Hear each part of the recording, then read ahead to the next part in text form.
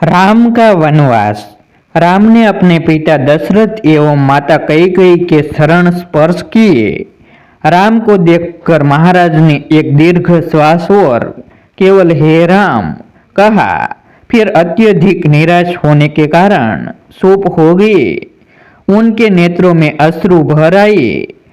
विनम्र स्वर में राम ने कैकेयी से पूछा, माता, पिताजी की ऐसी दशा का क्या कारण है? कहीं वे मुझसे अप्रसन्न तो नहीं है?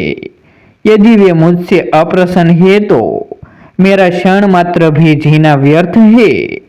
कैकेयी बोली, वत्स, महाराज तुमसे अप्रसन्न तो हो ही नहीं सकते, किंतु इनके हृदय में एक विचार आया है जो कि तुम्हारे विरुद्ध है, इसीलिए ये तुमसे संकोचवश कह नहीं पा रहे हैं। देवासुर संग्राम के समय इन्होंने मुझे 2 वर देने का वचन दिया था। अवसर पाकर आज मैंने इनसे वे दोनों वर मांग लिए हैं। अब तुम्हारे पिता को अपनी प्रतिज्ञा का निर्वाह करने के लिए तुम्हारी सहायता की आवश्यकता है। यदि तुम प्रतिज्ञा करोगे कि जो कुछ मैं कहूंगी उसका तुम अवश्य पालन करोगे तो मैं तुम्हें उन वरदानों से अवगत करा सकती हूँ। राम बोले, हे माता, पिता की आज्ञा से मैं अपने प्राणों की भी आहुति दे सकता हूँ। मैं आपके शरणों की सौगंध खाकर प्रतिज्ञा करता हूँ कि आपके वचनों का अवश्य पालन करूंगा। राम की प्रतिज्ञा से संतुष्ट होकर कैकेयी ने कहा, वत्स, मैंने पहले वर्ष से भरत के लिए अयोध्या का राज्य और दूसरे से तुम्हारे लिए 14 वर्ष का वनवास मांगा है। अतः अब तुम अपनी प्रतिज्ञा के अनुसार तत्काल वक्कल धारण करके वन को प्रस्थान करो। तुम्हारे मोह के कारण ही महाराज दुखी हो रहे हैं, इसीलिए तुम्हारे वन को प्रस्थान के पश्चात ही भरत का राज्याभिषेक होगा। मुझे पूर्ण विश्वास है कि तुम अपनी प्रतिज्ञा का पालन करके अपने पिता को पाप रूपी सागर से अवश्य मुक्ति दिलाओगे। राम ने दुख और शोक से रहित होकर कैकेयी के वचनों को सुना और मधुर मुस्कान के साथ बोले, माता, बस इस छोटी सी बात के लिए आप और पिताजी इतने परेशान हैं। मैं तत्काल वन को चला जाता हूँ। यही मेरी सत्य प्रतिज्ञा है। महाराज दशरथ राम और कैकेयी के इस संवाद को सुन रहे थे। इसे सुनकर वे एक बार फिर मूर्छित हो गए।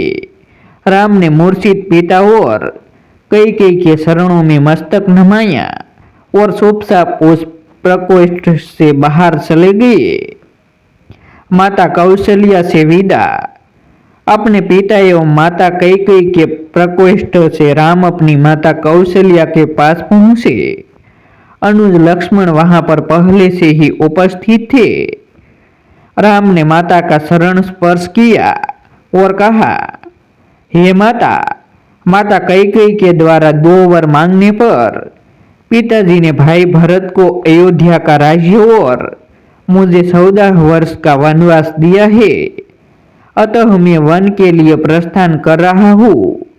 विदा होने के पूर्व आप मुझे आशीर्वाद दीजिए। राम द्वारा कहे गए इन हृदय विदारक वचनों को सुनकर कौशल्या मूर्छित हो गए। राम ने उनका यथोचित उपचार किया और मूर्छा भंग होने पर वे विलाप करने लगी। उनका विलाप सुनकर लक्ष्मण बोले, माता, भैया राम तो सद्गुरुजनों का सम्मान तथा उनकी आज्ञा का पालन करते हैं। मैं समझ नहीं पा रहा हूँ कि मेरे देवता तुल्य भाई को किस अपराध में यह दंड दिया गया है। ऐसा प्रतीत होता है कि वृद्धावस्था ने पिताजी की बुद्धि को भ्रष्ट कर दिया है। उचित यही है कि बड़े भैया उनकी इस अनुचित आज्ञा का पालन न करे और निष्कंटक राज्य करे। भैया राम के विरुद्ध सिर उठाने वालों को मैं तत्काल कौशल दूंगा। राम का अपराध क्या है? उनकी नम्रता और सहनशीलता। मैं प्रतिज्ञा करता हूँ कि यदि राम के राजा बनने में भरत या उनके पक्षपाती कंटक बनेंगे तो मैं उन्हें उसी क्षण यमलोक भेज दूंगा। मैं भी उसी प्रकार आपके दुखों का दूर कर दूंगा जिस प्रकार से सूर्य अंधकार को मिटा देता है। लक्ष्मण के शब्दों से माता कौशल्या को ढांढस मिला और उन्होंने कहा, पुत्र राम, तुम्हारे छोटे भाई लक्ष्मण का कथन सत्य है। तुम मुझे इस प्रकार बिलखता छोड़कर वन के लिए प्रस्थान नहीं कर सकते। यदि पिता की आज्ञा का पालन करना तुम्हारा धर्म है तो माता की आज्ञा का पालन करना भी तुम्हारा धर्म ही है। मैं तुम्हें आज्ञा देती हूँ कि अयोध्या में रहकर मेरी सेवा करो। इस पर माता को धैर्य बंधाते हुए राम बोले, माता, आप इतनी दुर्बल कैसे हो गई? ये आज आप कैसे वचन कह रही है? आपने ही तो मुझे बचपन से पिता की आज्ञा का पालन करने की शिक्षा दी है। अब क्या मेरी सुख सुविधा के लिए अपनी ही दी हुई शिक्षा को झुठलाएगी? एक पत्नी के नाते भी आपका कर्तव्य है कि आप अपने पति की इच्छा पूर्ति में बाधक न बने। आप तो जानते ही है कि चाहे सूर्य, चंद्र और पृथ्वी अपने अटल नियमों से टल जाए, पर राम के लिए पिता की आज्ञा का उल्लंघन करना कदापि संभव नहीं है।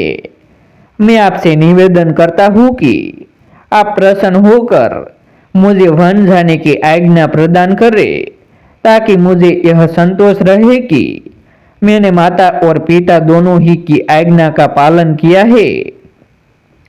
फिर वे लक्ष्मण से संबोधित हुए और कहा, लक्ष्मण, तुम्हारे साहस, पराक्रम, शौर्य और वीरता पर मुझे गर्व है। मैं जानता हूँ कि तुम मुझसे अत्यंत स्नेह करते हो, किंतु हे सौमित्र, धर्म का स्थान सबसे ऊपर है। पिता की आज्ञा की अवहेलना करके मुझे पाप, नरक और अपशय का भागी बनना पड़ेगा। इसीलिए हे भाई, तुम क्रोध और शोभ का परित्याग करो और मेरे वनगमन में बाधक मत बनो। राम के दृढ़ निश्चय को देखकर अपने आंसुओं को पोंछती हुई कौशल्या बोली, वत्स, यद्यपि तुम्हें वन जाने की आज्ञा देते हुए मेरा हृदय सूर सूर हो रहा है, किंतु यदि मुझे भी अपने साथ ले चलने की प्रतिज्ञा करो तो मैं तुम्हें वन जाने की आज्ञा दे सकती हूँ। राम ने संयम पूर्वक कहा, माता, पिताजी इस समय अत्यंत दुखी है और उन्हें आपके प्रेम पूर्ण सहारे की आवश्यकता है। ऐसे समय में यदि आप भी उन्हें छोड़कर चली जाएंगी तो उनकी मृत्यु में किसी प्रकार का संदेह नहीं रह जाएगा। मेरी आपसे प्रार्थना है कि उन्हें मृत्यु के मुख में छोड़कर आप पाप का भागी न बने। उनके जीवित रहते तक उनकी सेवा करना आपका पावन कर्तव्य है। आप मोह को त्याग दे और मुझे वन जाने की आज्ञा दे। मुझे प्रसन्नता पूर्वक विदा करे। मैं वचन देता हूँ कि 14 वर्ष की अवधि बीतते ही मैं लौटकर आपके दर्शन करूंगा। धर्मपरायण राम के युक्ति युक्त वचनों को सुनकर अश्रुपूरित माता कौशल्या ने कहा, अच्छा वत्स, मैं तुम्हें वनगमन की आज्ञा प्रदान करती हूँ। परमात्मा तुम्हारे वनगमन को मंगलमय करे। फिर माता ने तत्काल ब्राह्मणों से हवन करवाया और राम को हृदय से आशीर्वाद देते हुए विदा किया। रामायण का अगला भाग देखने के लिए हमारी YouTube चैनल सब्सक्राइब करें, वीडियो को लाइक करें और शेयर करें।